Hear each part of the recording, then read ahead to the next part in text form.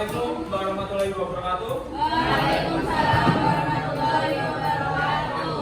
Apa kabar kalian semua? Ada yang izin? Bingung ya berarti? Bingung ya? Oke. Ada yang tahu hari ini kita mau belajar apa? Ada sejarah kok. Betul. Materinya mengenai apa? Sejarah. Oke, langsung aja kita masuk ke materi aja ya. Ya. Ke materi berkaitan sejarah dan teori sosial. Ada yang tahu apa yang berkaitan sejarah dengan teori sosial? Ada yang sebelumnya udah tahu? Oke, ya udah. Kita akan bahas pada kali ini dengan tema berkaitan sejarah dengan teori sosial. Bisa dibuka buku catatannya karena kita bisa nyatet bareng-bareng. Barang-barang gitu. Tema berkaitan sejarah dengan teori sosial. Ya. Itu bisa dicatat terlebih dahulu. Yang mana Mas yang dicatat? Judulnya terlebih dahulu. Ini merupakan materi terakhir di bab 1 dan sebelum kita masuk nanti ke bab 2. Oke, next ya. Itu sebelumnya saling mendukung meskipun keduanya itu memiliki perbedaan dalam pendekatan dan penekanannya.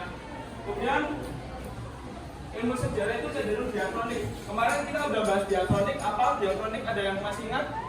Ya. Coba apa? Pak Sumedang ya. Yang keras.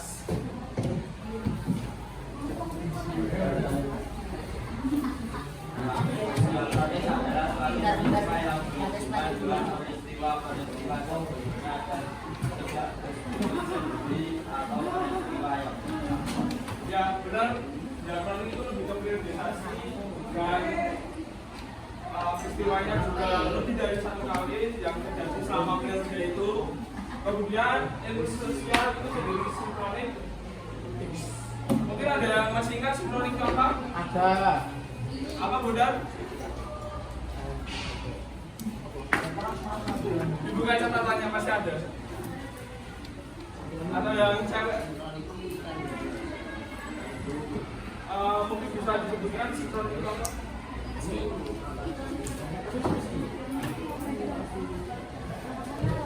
Ya benar, sinkronik itu berbeda dengan diakronik. Kalau diakronik itu lebih ke periodisasi, sedangkan sinkronik itu lebih ke peristiwa. Dan sinkronik itu sendiri terbatas dalam waktu. Kemudian ilmu sejarah, sosiologi, ekonomi, geografi itu masuk ke dalam rumpun humaniora. Apa humaniora? Nah, humaniora ini sendiri merupakan subjek yang kajiannya itu lebih berfokus kepada manusia dan lingkungan. Sebelum kita masuk ke slide berikutnya, bisa dicatat 2 menit cukup ya. Orang ngomongin 2 menit ya teman-teman. Oke, bisa dicatat terlebih dahulu ya.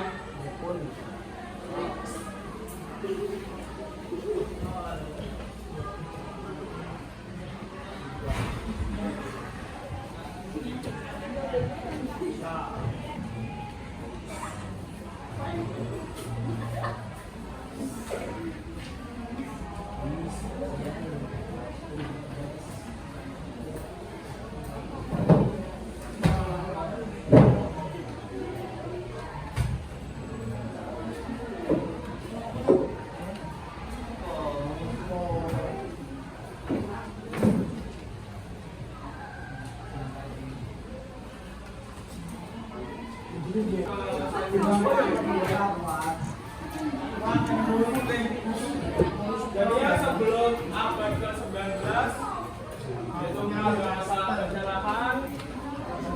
sejarawan dan ilmu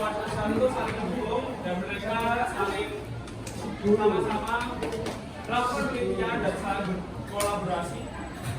Tetapi ketika awal abad ke-19, jadinya masing-masing disiplin ilmu itu lebih memfokuskan dan mempertahankan disiplin ilmunya masing-masing. Artinya ilmuwan sosial itu tetap menggunakan sosialnya tanpa menggunakan sejarah.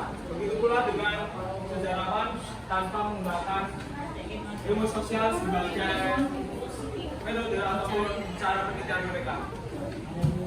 Itu merupakan metode yaitu dengan buku social theory, di mana di situ itu dijelaskan mengenai sejarah dan teori sosial. Oke, bisa ditulis dulu ya teman-teman.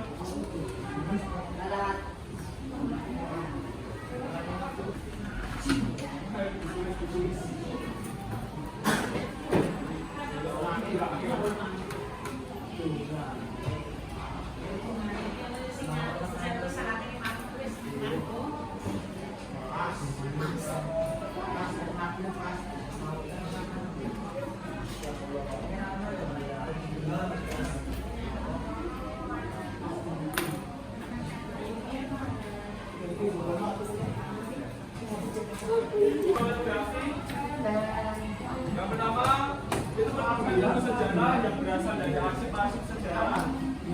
Itu disampaikan tanpa adanya teori sosial.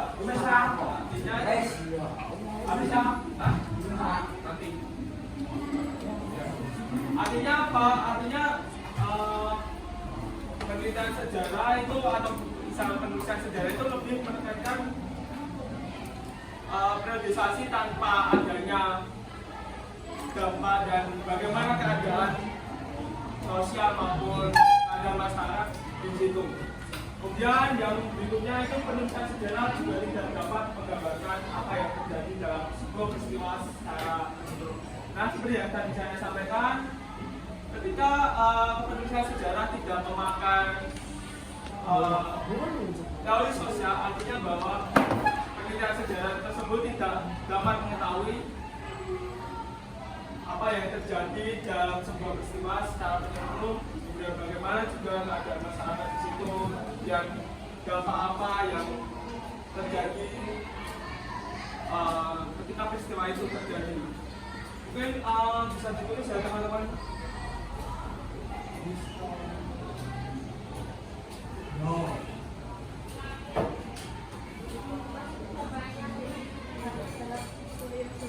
Ya, dalam histori berikutnya dampak dalam histori berikutnya.